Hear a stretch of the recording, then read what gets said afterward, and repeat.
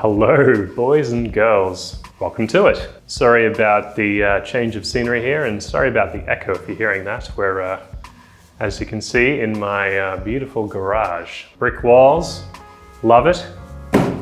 Inside this box is a particular mountain biking product that I've wanted for many, many years, but have historically been always put off by certain aspects of this genre of product.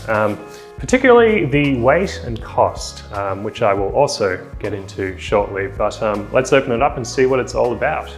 Speaking of new things, do you like my new glasses? Anyway, this is the Gnarly Gen2 Rim Protector. This one in particular is the blue version. I shouldn't have to look at the box, but I am going to anyway, just so I'm clear. It is for 2.3 to 2.5 inch tires, and this entire insert only weighs 92 grams, which is considerably less than its competition, which is absolutely what drew me to this product and why I wanted to give it an honest review. Like I said, never had tire inserts before, and the biggest reason for that was simply because of the weight. And well, this is great. I mean, I would say this is maybe a quarter of the weight of most tire insert brands. Let's open up the actual box and get installing. Wow, it is light.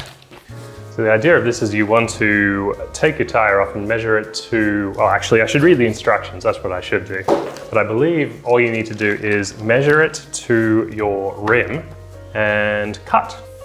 Probably a good thing that I'm doing this now because my tires probably need a good top up of sealant anyway, so.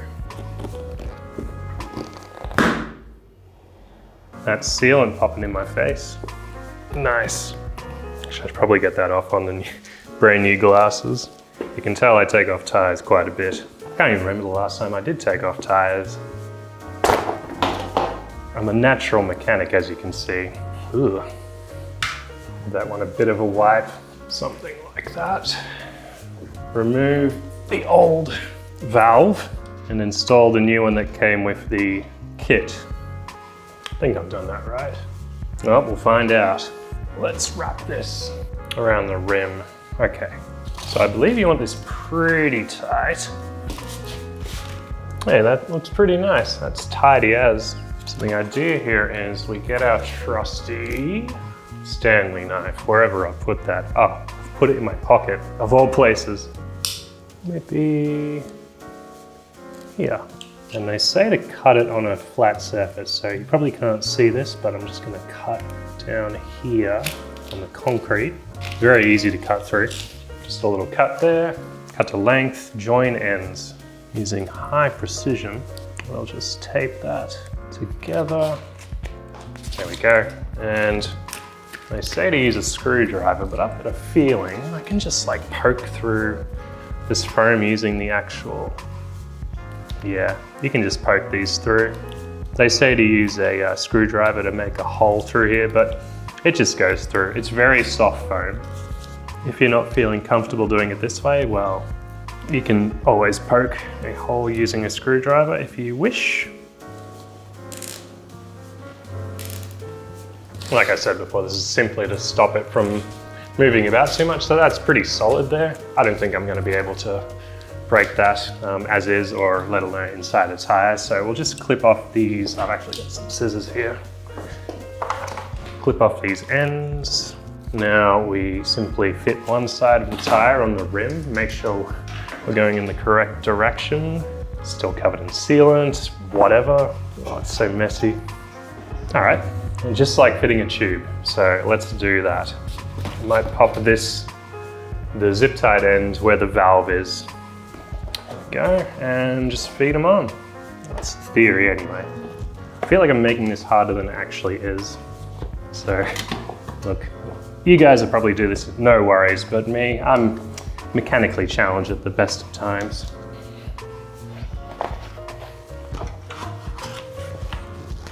All right, we'll come back when I've got it fitted.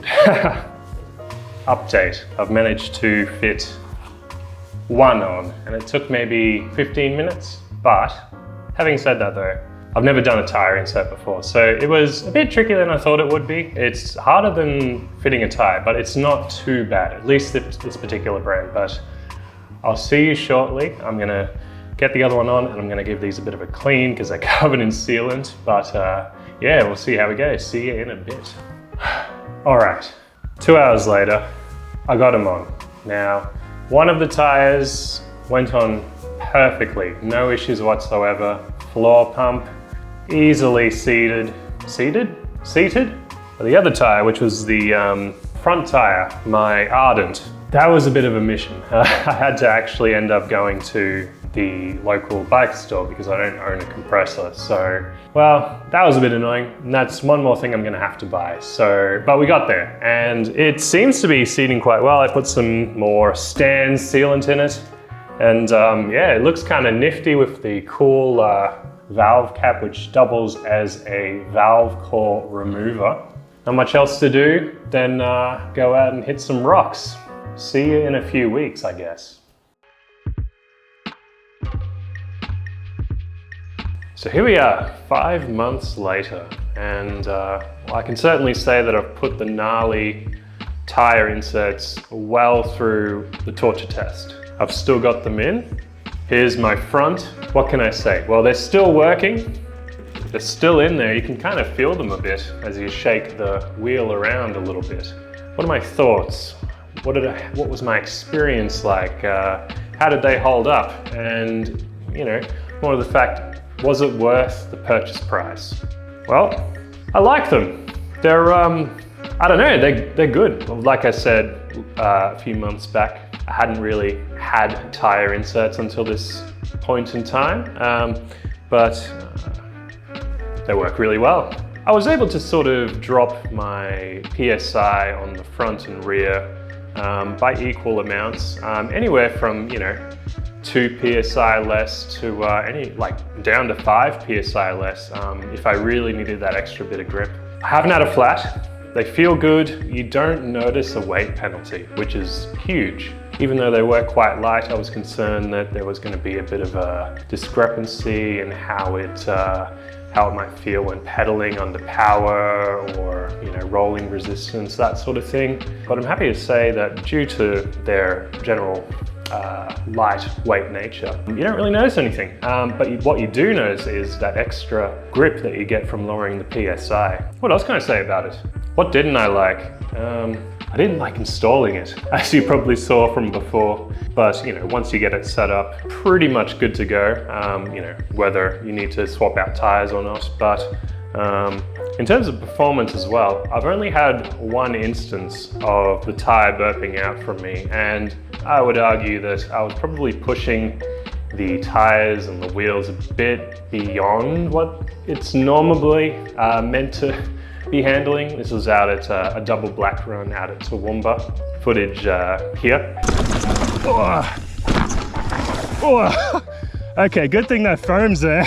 And I mean, you know, I'm running essentially cross-country tires on the front, and I've hit Boomerang Farm, as I said, double black runs, Mount Joyce, Jubilee Park, lots of blue flow. I mean, you don't really need to worry too much about tire inserts for blue flow, but it is nice to have. It's really the chunky stuff and the big hits that you have to worry about, but not really one for giving recommendations. It's not really something I really do too much on this channel, but you know, I can say this Aussie mob know what they're doing. It's the Gnarly tire inserts. I believe you can get them on pushies now, so get onto them. Very easy. Actually, I take that back. It's not easy to install. It's a tire insert. Not as bad, from what I hear, as, what's the other one? Cushcore. It's lighter than Cushcore, easier to install than Cushcore, and you're supporting an Aussie mob. I'm not sure if Cushcore is Aussie. I'm gonna say they're not. Yeah, what else can I say? I know that Johnny the G is a big fan of these. He's been running these for a few months now, and you know, he hits stuff a lot larger than I do. He did a review on it a few weeks back, and he sort of liked them as well, so I don't know. What else is there to really say?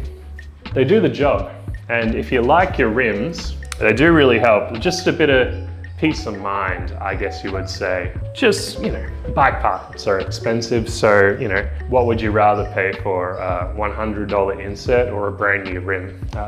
I think I know what I would prefer to pay for. I will say I haven't had the opportunity to do any big, long distance cross-country races on them. That's simply because I haven't had the opportunity to as we get into the warmer months. But having said that though, I would have no issues whatsoever running the medium size, which is the blue one, which I've got inside now, or the lighter one. Even the bigger one, but then the bigger one's more for your 2.4, 2.5, 2.6 big boy tires. So, I mean, you'd be a bit silly to be bringing those to a cross-country race in the first place. So yeah, good stuff.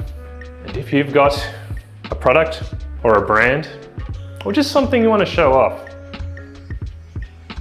you know where to find me. Anyway, that's about it. Bit of a different one. Next video is going to be a riding one, so that should be good. Looking forward to more summer riding as it gets to be scorching hot. Shuttle days, boomers days, you know, that sort of thing. And, you know, I guess I'll see you out there.